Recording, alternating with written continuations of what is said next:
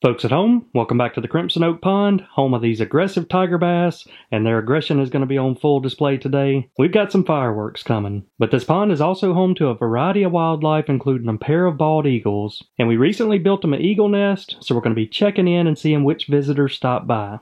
We're also going to be using some new remote-controlled equipment on one of our latest projects out at the farm. But before we get into that, the fish truck is pulling up with one of the most controversial fish we've added to the 5-acre pond. So our goal for this pond since day one has been to put the most weight possible on these bass. And by adding this particular species, we're going to help to do that, but it may come at a cost. So today we're going to be stocking 200 pounds of adult golden shiner, and these fish can easily exceed over 12 inches. And when it comes to stocking mature golden shiners in a bass pond, there's a lot of controversy because you have those obvious benefits like packing the weight on the bass, but it also comes with its own risks, as these larger golden shiners have a few characteristics that could hurt your pond. And one of the main issues is that all of these fish are nest raiders. So in the spring, when the bass and bluegills start to spawn, these mature shiners are going to raid those nests and eat as many eggs as they can. So your first question is probably, why are you adding them? So we're about to start the 3rd year of this pond, and that's typically when you would have to start removing or harvesting bass out, so there's not too many predators in there, and you don't have a pond overcrowded with bass. So by adding these shiners, it's going to reduce the population of those 4th and 5th generation bass, and potentially help me from having to harvest so many out. Now, another reason adult shiners get a bad rap is because sometimes the mature, older shiners are no longer reproductive, so they don't reproduce any smaller shiners or create any more forage for the bass, and at the same time they can be competing with the bluegills for food sources as they eat the same things like the protein pellets that come out of the feeders. So 20 years ago, most pond owners wouldn't add these shiners out of fear that they would get so big that the bass couldn't eat them, and they were just adding competition to the pond and reducing the bass population. But the more and more that biologists experimented with putting them into bass ponds, they quickly started realizing that due to their long, slender profile, they were actually one of the preferred food sources for the bass, and many pond owners started seeing that no matter how big these shiners grew, the adult largemouth bass would still eat them. So while there are some risks involved, I decided to add them to the pond because I think the upside in growth rates will outweigh any negative aspects they may bring.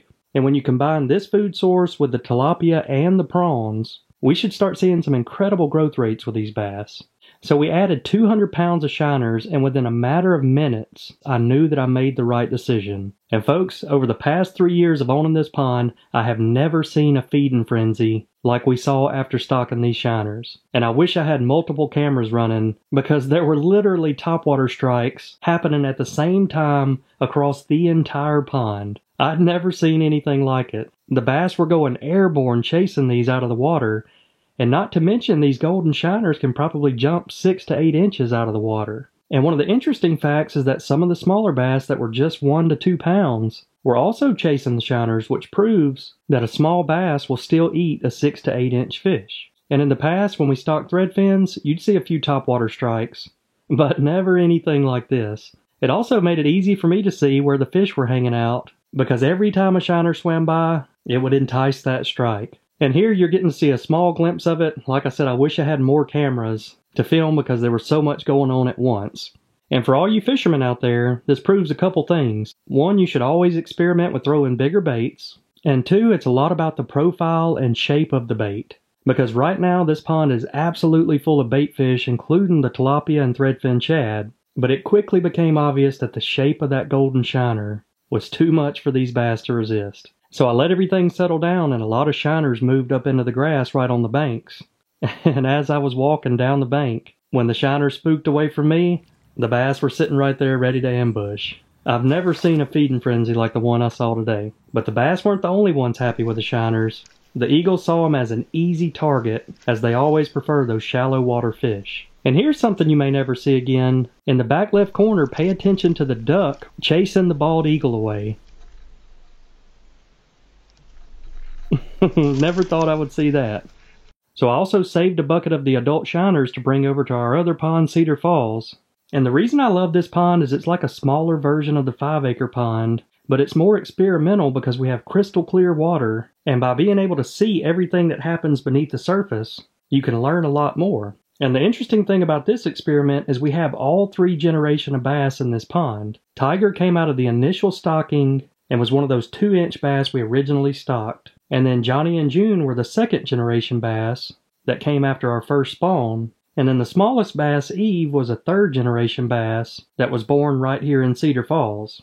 And as I was pitching the shiners in, I found it interesting that all 3 generations of bass ate the bigger shiners. So for me, we already debunked that old myth that you shouldn't stock these bigger shiners because they could get so big that the bass couldn't eat them. If anything, I think they're going to have a tough time surviving long enough to get much bigger. So rather than tossing them all in like a feeding session, I also wanted to pour some in to get a more natural look at how the shiners would interact in the pond. And right off the bat, one of the tilapia started chasing a shiner. And man, look at them doing the same thing as they were in the other pond, jumping up in the air. And wow, look at that. You're seeing the same aggression in this pond as we saw in the 5-acre pond. Man, that's incredible. Fish in 2 different bodies of water reacted the exact same when putting these larger bait fish in. So now let's take a quick look at the Eagle Tower and see what birds have been stopping by to visit. And this is one of the most frequent visitors, the kingfisher. He's an excellent hunter, uses this as his perch, and he always gets ran off by the bigger birds. This time it's the crows. And if you look closely, one of those crows even has a small fish in his mouth, maybe a little bluegill. I don't think they're very good at plucking them out of the water. That one probably got chased up onto the bank by a bigger fish. And look who decided to show up at night. It's the friendly owl that we call Hooter, and since the bald eagles haven't taken over the nest and started nesting, I am really happy to see the owl stopping by to check it out. And owls are known to be pretty terrible nest builders, so most of the time they just use or occupy an old nest made by a different species. So if the eagles don't hurry up, we may be seeing baby owls here, which I'd love to see. And here's another one that's pretty regular. I've been calling him Fluffy because he always sits here on the perch and fluffs his feathers out. But he also likes to hop down in the nest and check things out. I think he's doing more hunting, looking for insects and little things to eat, rather than looking for a nesting spot. But the pair of eagles are out here every day. They sit about 100 yards away from the nest on a tree on the side of the pond. And what you couldn't see in this video is they're actually talking or communicating to a juvenile eagle that's flying over the top right now. So that's probably one of theirs from the past year or two.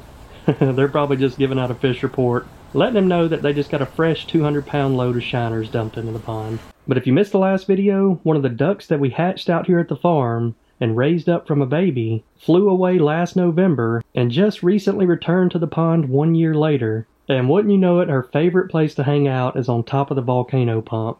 Man, if she's ever sleeping on that when it starts up, it may scare her so bad she never comes back. But since we have names for every animal out here, we have to name this female duck. So leave your comments down below.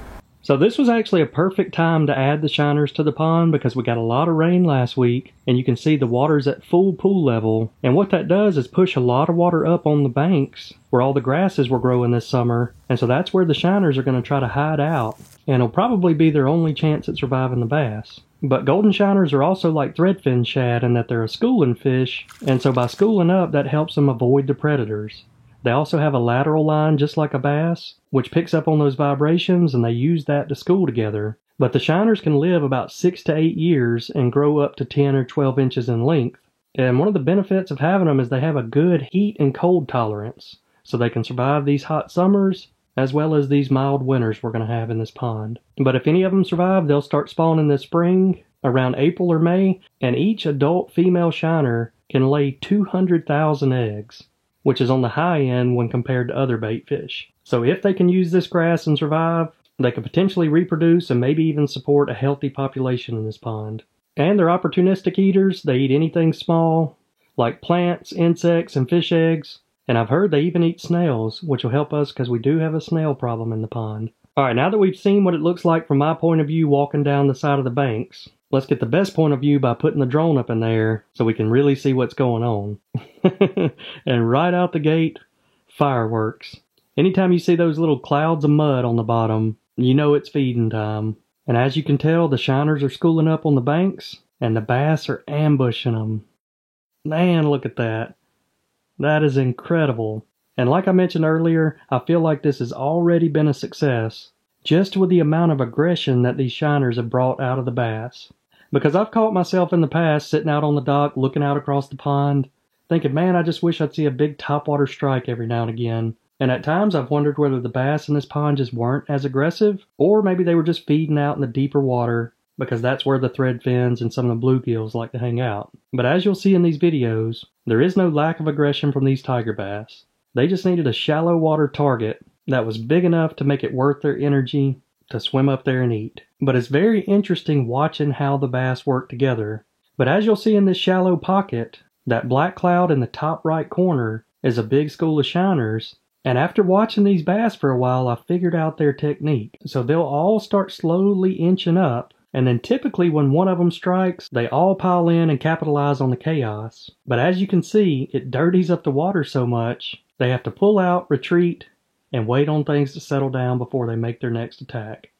And I'll be interested to see if this continues on throughout the year, because during the fall, bass are known to school up and feed together. And typically throughout the spring and summer, they're more solo and like to hang out by themselves and just get up under a log. But I do know that after watching them last fall, it does seem like they're a lot more successful when they school and work together. And I'm also going to be interested to see if the golden shiners hang out in the shallow water in the grass, even in the wintertime when it gets cold, or if they move out deep like all the other fish, because typically in the peak of the winter, the warmest water is down at the bottom of the pond, where it's about 10 to 12 feet deep. So man, these shiners have already made a huge impact on this pond. And over the next few weeks, I'm also going to catch those bass that have been tagged, and we'll get updated weights and see if it's making a difference in their growth rate. And now that holiday season is approaching, Ridge has made gift giving easier than ever with their wide variety of products, including the Ridge Wallet, jingle-free key case, rings, luggage, and they even recently introduced their knives, which have been really handy out here at the farm. They've also just recently released the NFL and MLB wallets, so the sports fans are going to be happy about that. But if you're not familiar with the Ridge, they've completely redesigned the wallet to get rid of the clunky, thick wallets that we're used to carrying. It's designed to hold up to 12 cards and includes a cash strap, but keeps that slim profile which allows you to wear it in your front or back pockets. But one of my favorite features of the Ridge wallet is this Apple AirTag attachment. So once you have that AirTag inserted, you can always find your wallet by pulling up your iPhone. And the best feature is it'll even show you which direction to travel and how far that wallet is away. And if most of you guys are like me, that alone is priceless. So do me a favor, folks, and click on that link in the video description or go to ridge.com/BamaBass and get up to 47% off those holiday gifts. Happy shopping, folks. Alright, now it's time to check in on Cedar Falls. We got the waterfall flowing. There's a look at some small golden shiners. Man, those look like babies compared to the big ones. And we got the rest of the gang hanging out over here. They're always happy when I walk up because they know it's going to be feeding time. I'll push a few of the little shiners out of the shallow pockets, and they come up to eat. But check that out. If you look right up under the lily pads, there's a school of little small fry. So something's hatched in this pond. I'll have to put a camera up underwater in a little bit and figure out what it is. Sometimes those fleeing shiners jump up on those tropical lilies, and they gotta flop around until they can make it back in the water. But here's a good look at everybody, and man, look at how big the bass are getting. You can tell by how wide they're growing that they're eating good. Even a good look at the tilapia right there. So one of the things I was working on this week is getting some underwater cameras installed in Cedar Falls. These should be great because it's crystal clear water, but my main reason for doing this is we're going to be setting up the live stream soon. We've already got the Eagle Nest cam set up ready to go, and so I want to get a couple more underwater cameras from this pond, the 5-acre pond, and then maybe even some wildlife cameras for the farm. But the one thing I'm still trying to figure out is how to set up a live stream and allow you guys to toggle through the different camera views. So if any of you guys know how to set up those multi-camera feeds, leave me a comment down below or send me an email. But this was surprising. As I was walking over to the waterfall, a new fish that I'm not familiar with shot out from underneath the waterfall. And man, look at that. The other bass are attacking it. They may have even eaten it. So I eased up to that shallow pocket and check that out. It's a small bass. I'm pretty sure it's the same small bass that we call Houdini that started up there in the wetland filter, then took a ride down the waterfall and made it to this pond.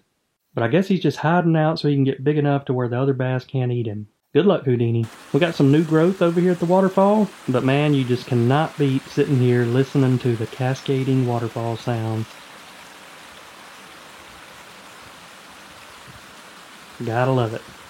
Alright, now we're going to talk about one of the most important aspects that pertains to maintenance when you own a pond, and that's the pond dam maintenance.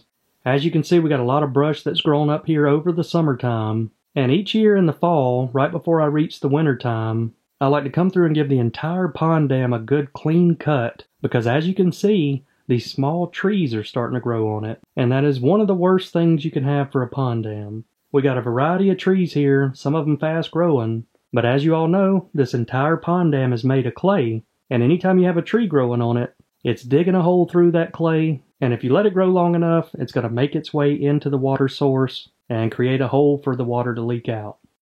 And we've even got this vine type species that isn't as much of a threat to the clay, but it does look like it can spread and take over pretty quick.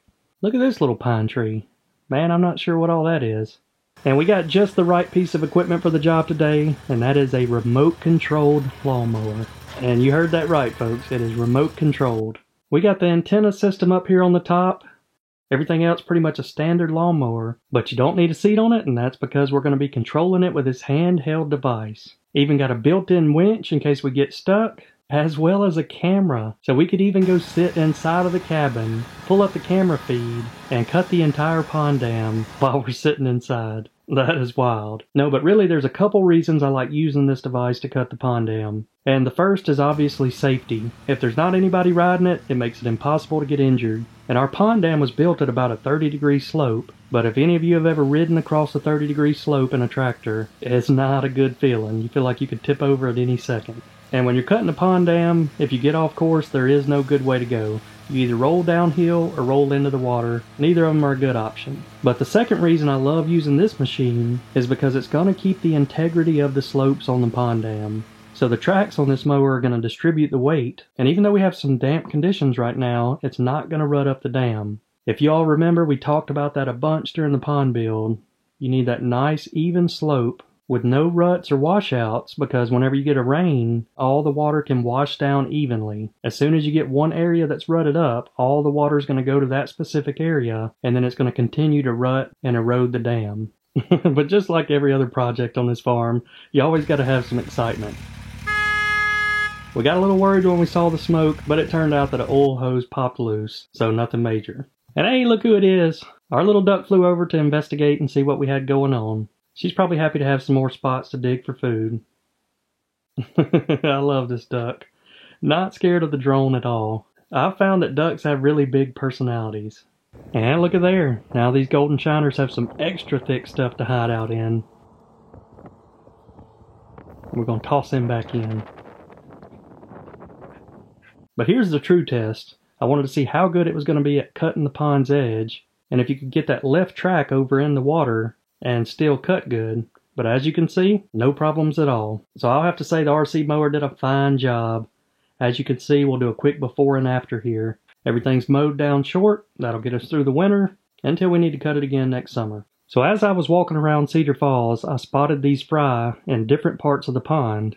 And after seeing so many of them, I had to go get some cameras and put it underwater to figure out what kind of species it was. My guess is it's shiner fry, which would be great. We might even get a self-sustaining bait fish in this pond. But something else you probably heard me talk about a couple months back, we're also going to build at least one hatchery pond. And throughout the year we'll either grow threadfins or golden shiners, and could even do tilapia or prawns. So we're probably going to pick back up on that project after the new year. We were getting all the equipment lined up and ready to come out on the site and dig. But just like with a 5-acre pond, we're going to have to line the hatchery pond with clay. And the guys over at our clay pit got busy. So right now we're just working on the timing of the clay, and then you'll be seeing that project. But after looking at these fry, it's tough to tell because both the largemouth and these golden shiners have that lateral line. But I think a largemouth has more color and is darker above that lateral line. So if I had to guess, I'm about 90% sure it's shiner fry. Alright, we got the whole gang there, and it's bulking season, so we're about to do another fish feeding. We got 1,000 more shiners that we're going to be adding to the pond, and we've been working on our hand feeding technique, getting these guys ready for the Pet Bass Olympics. No, but I'm enjoying this while I can because I have a feeling that once this cold weather moves in here in the next few weeks, these bass are going to get a lot more lethargic. They typically do when that water cools off. And I might be able to get them to come up and feed out of my hands, but most likely not. So that's why over the next few months we're going to take time to go out and catch some different species of fish to put in this pond. I already mentioned to you guys that the smallmouth is the first trip, but I'd like to know another species that you all would like to see added in here. Several people even mentioned a paddlefish, and I had one guy reach out that offered to put a paddlefish in. But then he said after he did more research, they may be illegal in Alabama. I'm not very familiar with paddlefish, but I did look up a picture of them, and they are very unique with that big paddle deal, and it looks like they get pretty big. But anyways, we're open to new ideas, as long as the species gets along with the bass and bluegills, and we absolutely have to add at least one crappie. We can't add more because if they spawned, the little fish eggs could go over the spillway down into the 5-acre pond, and we don't want the crappie down there. We could also add some catfish, but we would have to add a lot more bait fish because them guys can eat. A lot of them can also grow well over 20 pounds, so not sure if we're ready for the catfish just yet. So this is another interesting topic there's a lot of discussion about. And when it comes to pellet feeders at ponds, a lot of people debate on when the best time to turn them off is. And so the best answer for that is that as long as the fish are still out there actively feeding on the pellets, you can keep it going. That could be 12 months out of the year or 8 months. And that usually depends on how cold it gets in your area. But one little tip is don't fill your feeders full late in the season. That way if you need to shut them off, they're not full of food. And what I like to do is keep the feeders running on the solar schedule and having that timer go off 3 times a day, even through the winter, and even if it's not slinging any food out, just to keep the batteries charging, motors turning. I found if you keep everything active, it runs longer and works better than if you just shut it down for a few months out of the year. Alright, time to do a little fishing and see if these shiners have put any weight on the bass. There's not going to be a better bait than a swim bait during this time of year. And y'all know the deal, every time we catch a bass, we scan it to see if it's been tagged. If it hadn't, we'll add a new pit tag and get it added to our database. Let's see if we can catch a big one today.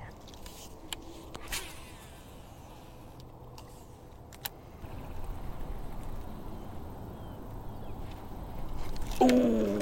I paused it right there and that bass could not resist it. I love it. It's a nice one, chunky. Alright, this guy is 12232853 and it weighs 2.11 pounds. And this bass is named Gil. We actually caught it just a few weeks ago, and it has gained some weight since then. But if you guys notice on this list, we do need to fill in some extra names. Like we need a name for A, B, C, E, and I. So if you see an empty spot on there, leave a bass name down below, and that may get you entered into this contest.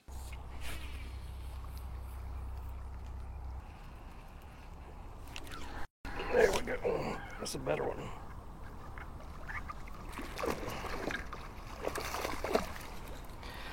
Man, putting up a fight. That's what we want to see right there. Chunky one. Oh, wow. Big fish that hadn't been scanned before. So never caught this one. Easily a 2-pounder. So its new tag is going to be 12233351. And it weighs 2.13. So I don't fish this spot much throughout the year, but the past few weeks it's been one of the hottest parts on the lake. And if you guys remember, there's an underwater road bed right there, and the tilapia spawn on it, and there's a bunch of beds out there, but they've been hanging out just off the deeper side of it. Old duck coming to hang out with us.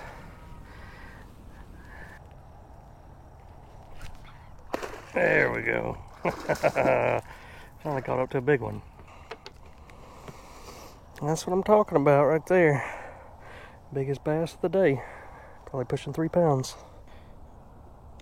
No way. This fish has never been caught. That's incredible. No tag. That's a big one. To not have been caught. Alright, it weighs 2.64 pounds. That's the second gen. That's the way you want to see them growing right there. Oh, that was one of the pets down there. I guess we could catch one of the pets and see how big they've gotten.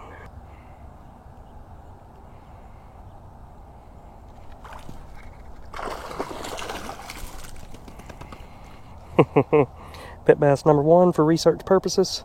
Sorry we had to catch you. This one looks more the length of a second gen, but he's been caught. 570176. And it weighs 1.58. And this fish is named Lucky. Caught it back in January, and not much weight growth since then. That's interesting.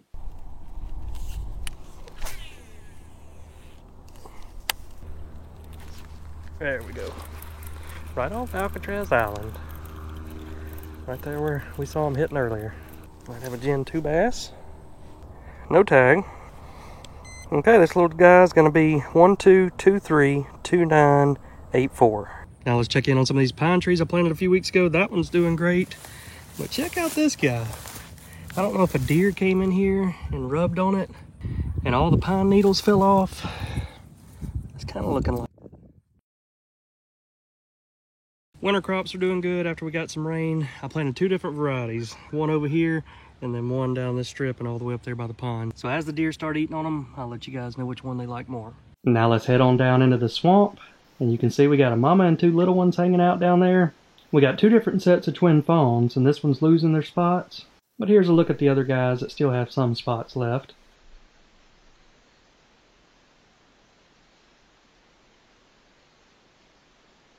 And we got a big bachelor group of bucks hanging out in Bonnie's Bayou, crossing the pond right here. And a little unnamed duck.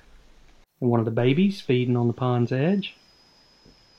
Now that the sun's going down, it's time for them to get a little bit rowdy. Now let's check in on the squirrel house. We officially have squirrels that have moved in. The initial one was named Chip, but I'm pretty sure if you guys pay close attention, you'll see that there's 2 different squirrels hanging out here now. So we're going to name them Chip and Dale. But as they're moving in, you'll see them rearranging the furniture. But they're spastic little things. They go from 0 to 100 and always have those quick reflexes. So it'll be interesting to see if they make a home here throughout the winter. I'd like to see them start piling those acorns in here and get ready for that cold weather. Because if they don't move in soon, they're going to have company. We got Gus Jr. He's been hanging around lately too at night. I think I'm going to have to get in there soon and do a little quick cleanup job. And maybe even refill their stash of nuts. Down here at the half acre, today we're going to be putting out some Antler Rage, which is roasted soybeans and corn. We got a couple of random doggos passing by. And some nannies getting ready to fight. And a few of those bucks made it over this way.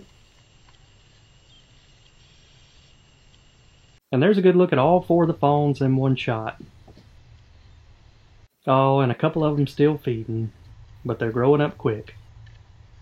If you made it this far in the video, make sure to hit that subscribe button to follow along and see if the eagles take over the nesting site, and keep up with all our pond builds and aggressive bass. But I hope you all enjoyed this video, and we will see you all next time.